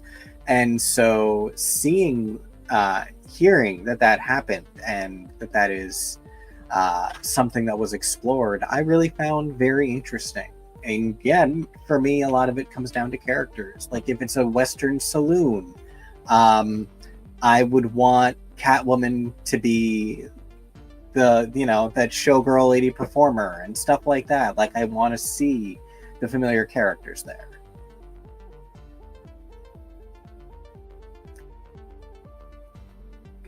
Sorry, I just needed a second. I don't want to call it an argument with a friend the other day who was like, what do you mean you don't love Penguin? And I'm like, I didn't say I don't love Penguin. I said I haven't watched it yet. I'm saving Penguin for with hot older boyfriend. If you guys think I'm a Batman fan, yikes. But I love these sorts of discussions because Kevo, what was your first or what was your main exposure to Batman? Because I know your main exposure to Superman was the Superman animated series, which your fandom of is one of the reasons I am the most excited to revisit it in a Batman Superman hour rewatch. So we grew up in that weird little moment in time where McDonald's didn't understand that the Batman movies were not for kids. While simultaneously they were producing the Batman animated series, while simultaneously we had, I don't know about everywhere, but at least in our area, the WPIX syndicated reruns of the Adam West Batman still going frequently. So the Batusi, all of it. So a lot of really different Batmans going on at once. But I would say most predominantly the one that imprinted the most, that I think of the most for Batman, is the Batman the Animated Series style. Taking a lot of tone notes from the live action films while still kind of leaning more toward the comics, where you're not really apologizing for things that are comic book. And I really think that is what Dark Age sought to do. It's tough because, like, Dark Age is probably what I would ask somebody to read for, like, a concise bat history. And I would be like, oh, just cut the bookends. Like, but TK, how did you feel about Pariah? Well, I did not know who. So first off, did you know that that's who that was before they named him? No. Why? It feels like once you look at him, it's very obvious. That is one of those things. So one of my top 5 artists of all time is Mike Allred. Yeah. But Mike Allred draws pretty much everybody. Yeah. Like a Mike Allred drawing. Yeah. And once you look at Pariah, you go, oh, holy shit, it's Pariah. Yes. But like, and I'm not being mean, but what if I showed you a picture of Nick Fury before the iPad? Yeah. Okay, identify him. I mean, it's more like, what if you showed me a picture of Nick Fury and he was in a suit, but the suit was stylized similarly to a SHIELD uniform. It's like a cash play SHIELD outfit, but it's a suit. That's why I just like, so I was up to, I think I'd read 4 issues and then I missed 5, and so when I finished, I caught up on 5 and 6, and 5 and 6 is really where they identify him as Pariah, and they never use his real name, which I guess would have been a hint to real DC readers. But so I just read 5 and 6 together, and I didn't stop and check to see if Pariah was a person. Oh well, he is. and then I did it after, and now I see how it's hugely an important thing. And like, also, this is the first time that the DC multiverse has felt like a thing to me, because this is what Pariah does anyway. Mm-hmm. So like, he's Cassandra, and he's doomed to do this forever. And so this universe is saved, but he's getting knocked back into the multiverse, and he's going to have to go do this somewhere else. So it tied the book together for me in a really cool way, but it is you can read this whole thing and it's less impressive if you can't go to dc.fandom.wikia and look up who Pariah is. And up until this, Pariah feels like an invention.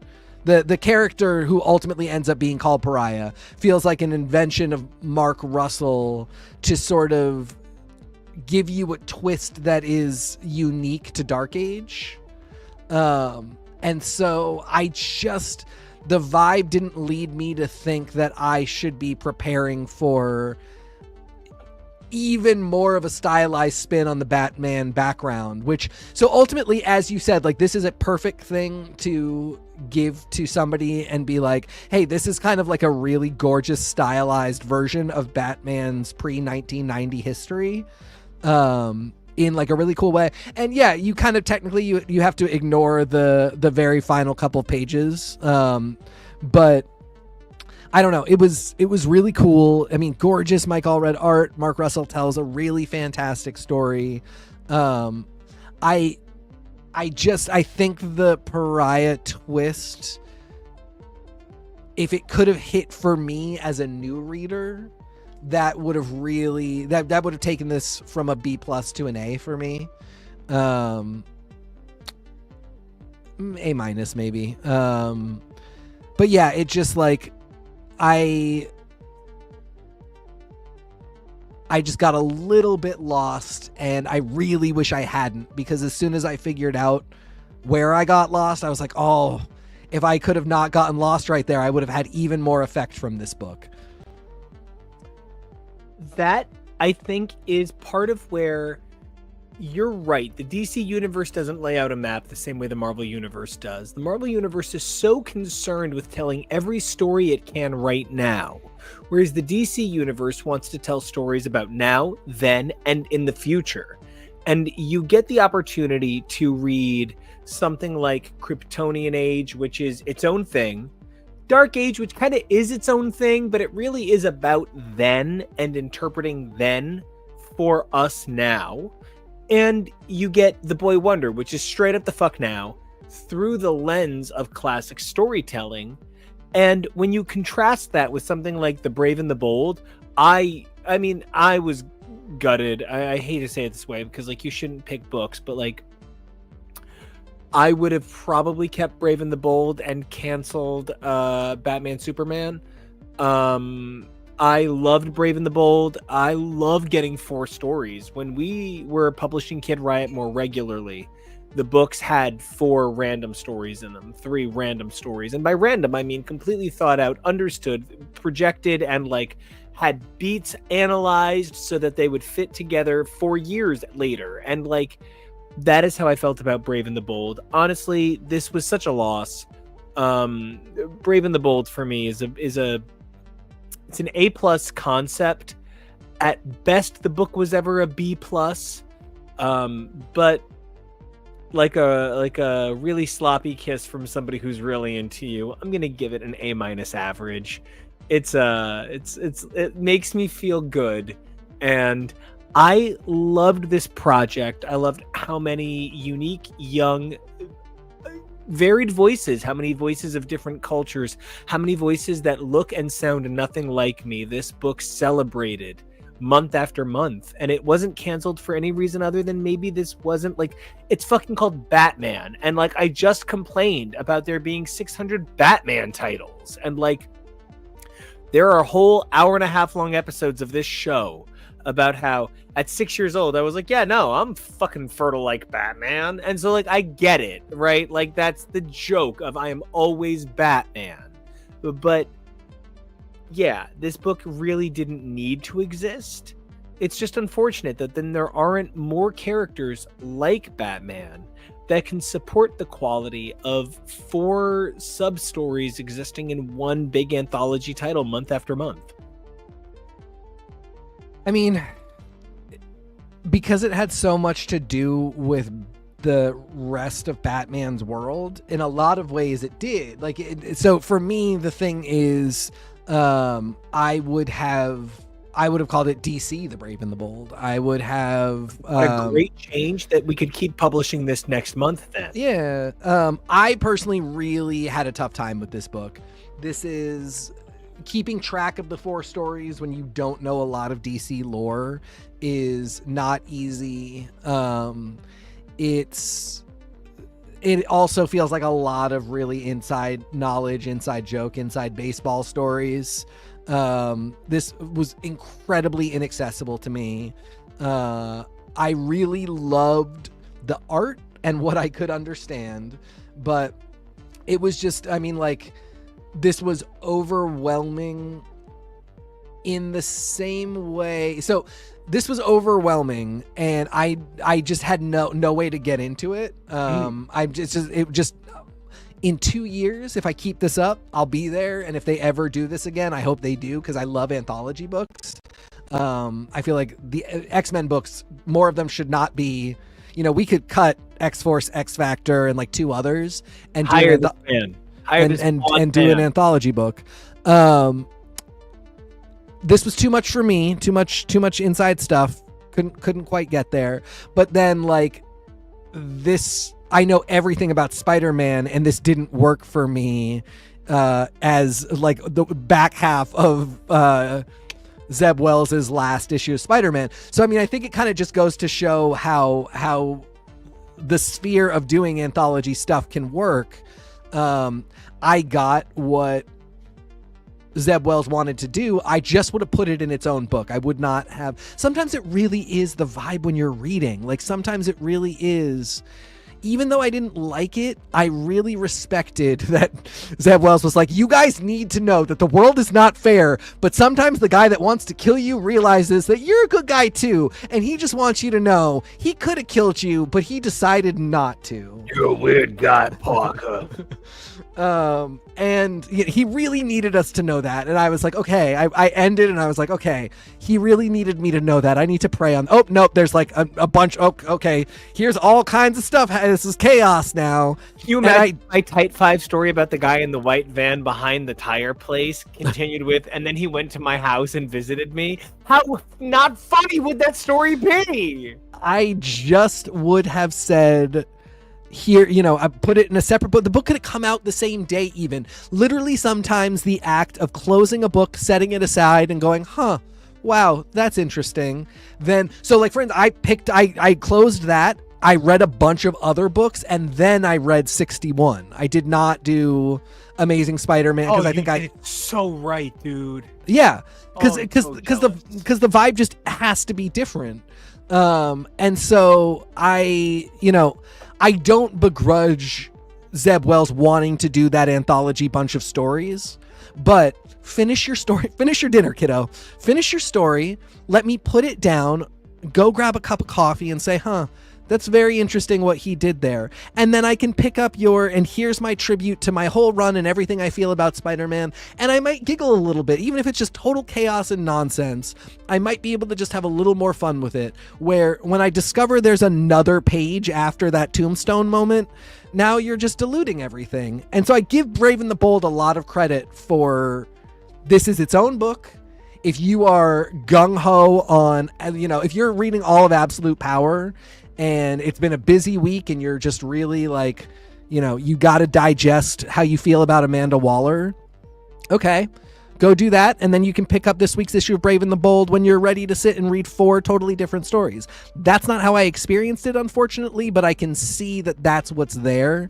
And I just wish I had the knowledge of the universe as a whole to really appreciate the book, but I can see that there's a lot of good there. It just wasn't for me, new reader TK, in my first DC Forever year.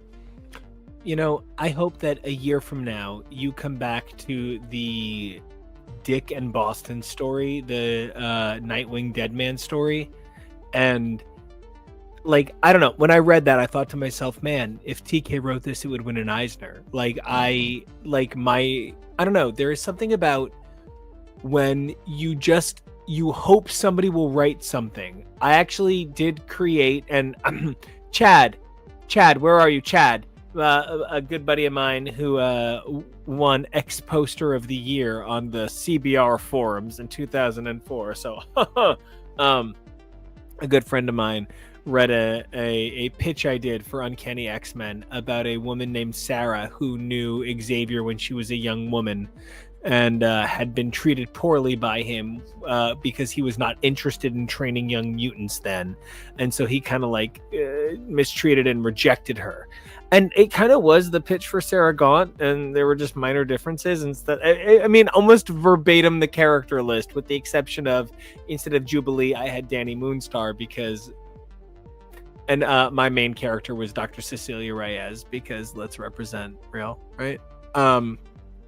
But part of why I'm bringing this up is because when you iterate with a character or an identity, you understand those things. And so for me, I think the X-Men character I could probably write the best is Rogue. I mean, I just feel like I understand her. I feel like she is the most fascinating, complex character of all time. It's actually weird because she's not my favorite, but I don't know, if you're asking me, Rogue is the heart of the X-Men. I read the X-Men because Rogue is in it. It's this weird relationship I have with this character, but if Rogue's not in the X-Men, I could put them down. It wouldn't matter to me. I don't know. It's weird. It's really weird. It's really odd. And when I think about what it means to put somebody on a book and what it means to pair a book.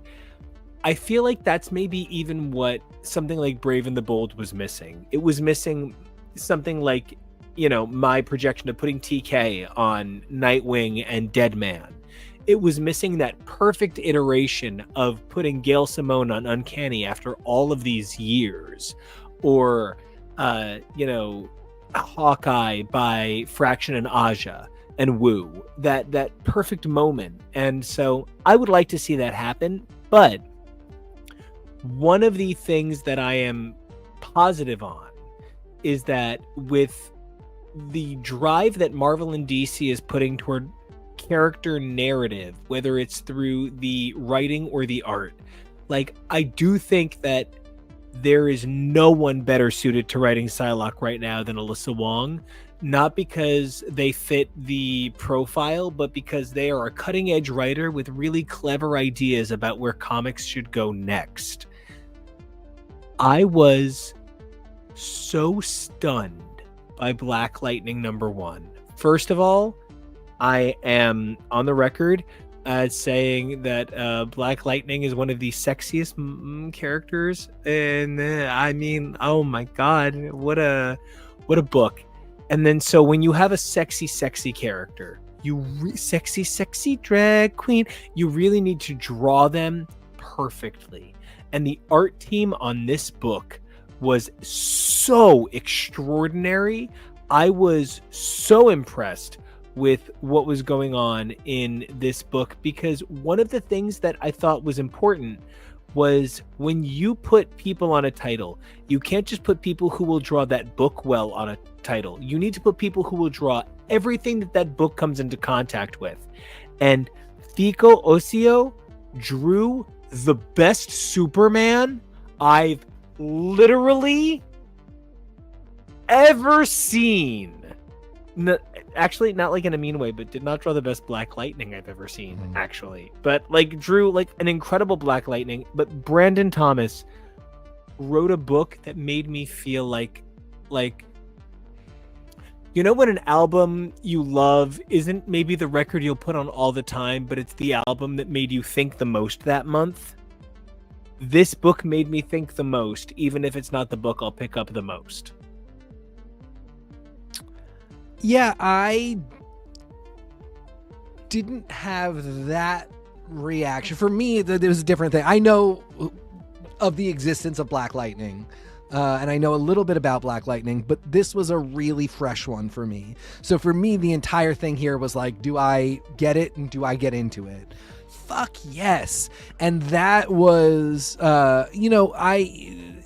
number ones, by contrast, looking at it and really thinking about it, it's a little tough to imagine that people would read Psylocke as their first time coming to the character and have the reaction that I'm having to Black Lightning.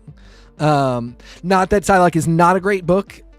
It just is a little steeped in lore and complex knowledge. I'm so glad I'm so glad you found this accessible. Like this, all of my notes are like, oh my god, they got his entire family right in a single issue. Like I was that's happy. It's sometimes it really, and you have to know, it's difficult to be a comic writer. This is where some people got it and some people don't. And sometimes you get it naturally and sometimes you get it through working and experience.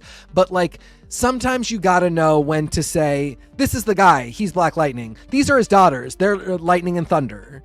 And sometimes you want to do a thing where the guy comes in and, somebody on the street says, hey, look, it's Black Lightning. And then, he goes into his house and he sits down and he goes, hey, girls, nice to see you. And they have dinner or something. And then the girls leave and somebody else goes, hey, it's Lightning and Thunder. And you want to do a whole thing where, you have this really natural experience rather than a really expository, just stamp their names on the screen and tell people. But sometimes you actually do want to do that expository and you want to say, fuck it, let's just get into the book. I'm going to tell best friend, therapist. Yeah. Like, oh, Yes, there were a bunch of times where I was like, "This, let's not fuck around. Don't try and write your magnum opus here or get literary. There will be time for it, but I have no idea who any of these people are. And if you don't tell me in a way that gets me hitting the ground running, yeah, I'm gonna get stupid brain and not know who any of these people are. Art, you got to draw everybody really distinctly, but you're also saying they're family, so they're gonna need to look alike. This is the drag race challenge. You need to make your sister look distinct, but I need to see family resemblance. This just got it right on all parts. It was constantly giving just that little bit of exposition you need to say, like, this is taking place at this point in what happened with absolute power. People's powers are messed up. We're gonna get you through this. I don't know, just beat for beat for beat. It kept me moving through the book. I felt like I knew who this guy was. I felt like I knew who his family was. I was on the journey for him. Gorgeous. And people go read it just to laugh at Nico for him saying how hot the Superman is. The Superman's not that hot. He's just really wide. He's just exceedingly wide. Listen, I like a man who is exceptionally wide. I guess what I'm saying is like a human chode. Yeah. Sure. But yeah, KEVO just, I'm sure, rolled his eyes. It hit every note it needed to in shrug. It's more that. And this is now one that I'm really excited about. Even for all that I have grown to love it, Green Lantern not accessible from number one. Not inaccessible, but not this level. And like I've had to work hard for Green Lantern, and I have because you love Green Lantern, and I wanna understand that, and I want to get into it. And 17 issues later, I'm getting there. This is a lot more like I know enough to just pick this up next week and not feel like it's work. And that's really it was just a great book all around. The only reason it's not my pick of the week is because this is my first time with it, with the character and with this part of the universe. I think this is my pick of the as number ones. This is my pick of the week as a number one versus Psylocke is my pick of the week as a great book. And that's even the thing, because like I think I got more from a single serving of Psylocke, which is where Psylocke edges out Black Lightning for me just slightly. What Black Lightning promises in terms of a title, in terms of a future for a character under the All-In banner, seeing this beautiful family, and as a Greek Latinx man, I'm very proud to say this, but like I feel underrepresented, and I think the work that the Black community has done to make strides and leaps and bounds, and fighting the fight that so many of us didn't know how to fight. I'm so grateful to the Black community for leading that charge and for showing me how to fight better. Seeing a Black family makes me so happy, because it means that in 10 years I'll see a beautiful Cuban family.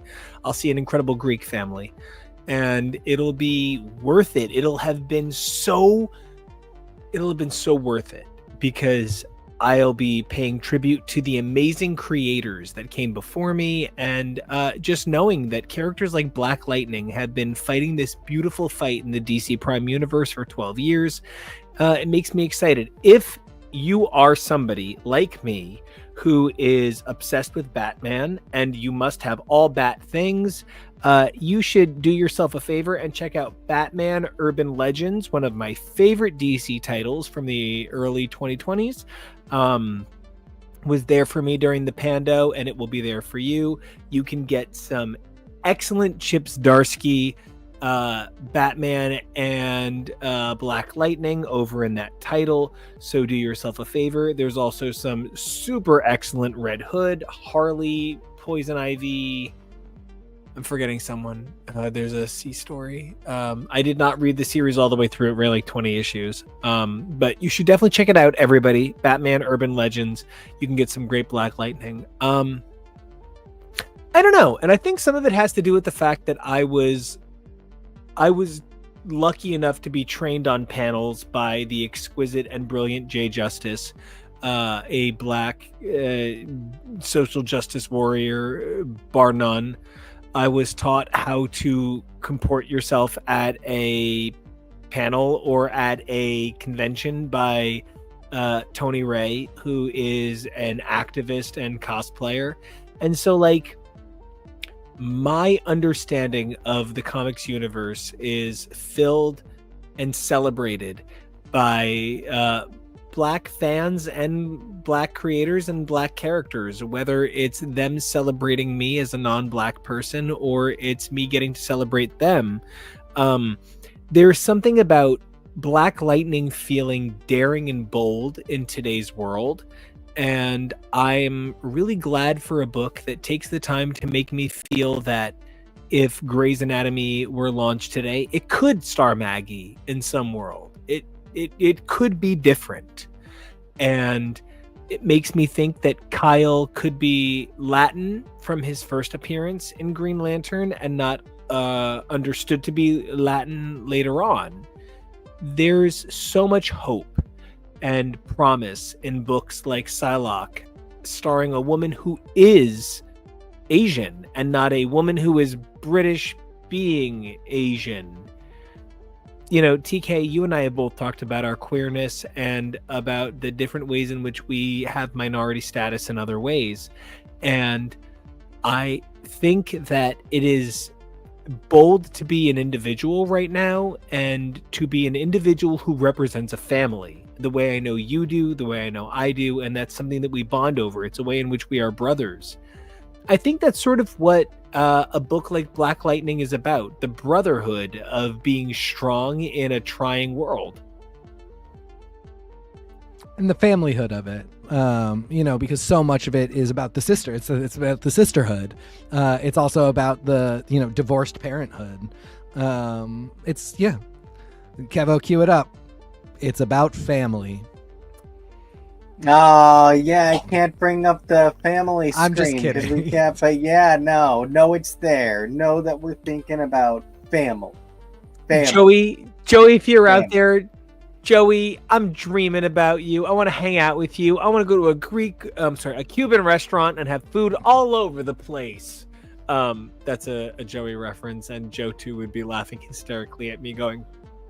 But anyway, so this was a great episode. Ran a little longer than I meant to, but one of the things that comics does for me, I love escaping. God, I love escaping. And that's one of the reasons that TK, I have not literally pulled the plastic wrap off it, because I won't do it until we're on stream together. No pressure. Total pressure. No pressure. Just like a Midgar reactor of pressure.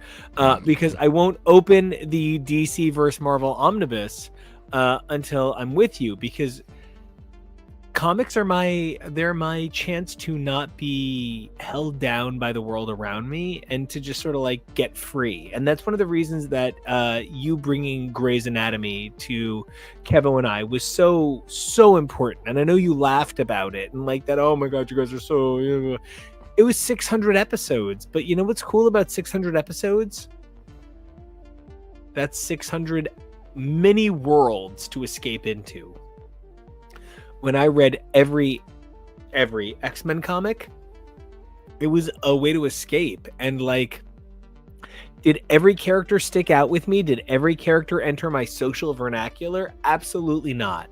But then I would be reading and it'd be like, oh wait, why does this guy's name sound familiar? Oh, he's the second Maverick. I know I'm right. I know I don't remember anything about that 12-issue series, but I know that this name is the second Maverick. And then they'd be like, oh, this guy's the second Maverick. And I'd be like, and that is how I felt when Kali Rocha showed up this year on Grey's Anatomy. Were you really going to come in with that? No, not Callie, but I was going to say, every now and then you remember, oh my god, Edward Herman was an intern. And that time that Mac from Veronica Mars got electrocuted. Or when President Rosalind was an intern who didn't like to be hugged. She was Temple Grandin. Yeah, absolutely. I loved her. I want her back more than Kali Rocha, but that's exactly what you're saying, that there's all these characters where you're like, I do want them back. I don't want them back. I want them back, but I don't want them ruined like Kali Roka. And it's, yeah, I get it. Hot older boyfriend is obsessed with major crimes, and like, so I get to watch Laura Roslin be like acerbic and dry about silly things and also have a gay son all the time. And it's so, that's the dream right there. Can I tell you, it is literally one of the most, like, I'll just like lay in bed with him and he'll be like, I'm watching major crimes, read your comics. And I'm like, I'm totally reading my comics. She's so nice to her gay son. But anyway, until Moira McTaggart never became a fucking robot and had an awesome gay son. TK, one of the things that has been the most exciting is like, it was you and KEVO who said, why are you like weird about going back to DC? Why is that like a thing for you? And the two of you kind of like bullied me into not bullying myself anymore.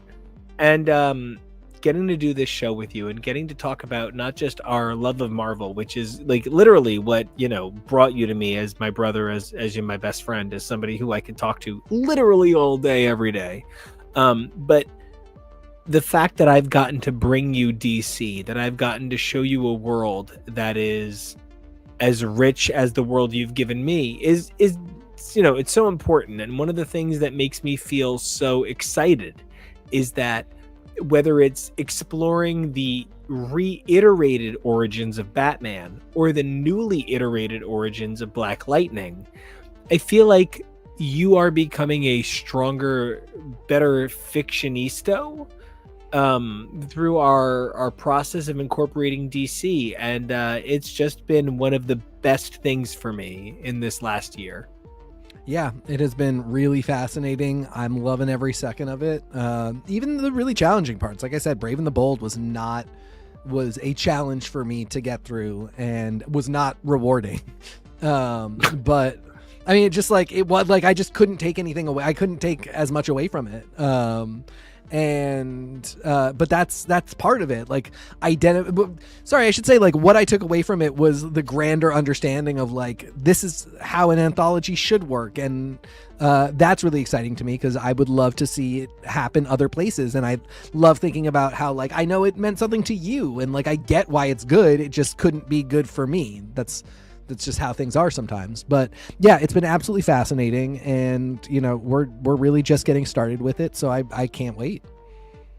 And it's exciting because one of the things that's so important about where we are with the DC universe is, I think one of the things that I'm the most excited to do in December is compare the absolute universe to the ultimate universe. Yeah.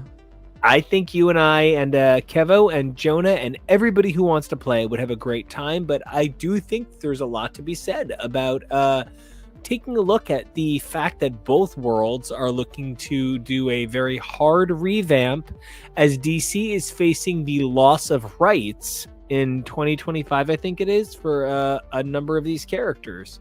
So we're going to see what happens there. I don't know. This was not my favorite week of life on Earth, and preach. And so I don't know. I spent a lot of time reading comics and a lot of time watching TV and just sort of escaping into the happy and or the terrible and the barely survive as a superhero. But one of the things that gave me the most excitement was knowing that I would do this show with you guys Wednesdays and Fridays or Saturdays and Sundays, and this loop in the background has been mine, and that what we make is that what we love. And I don't know, we get to talk about the comics we like and the TV we like and the music we like, and that's a pretty cool thing. And I couldn't do it with two people that I love more than TK and KEVO. And we do it for you guys Wednesdays, Fridays, or Saturdays, and Sundays every week right here on X's for Show. And I love it.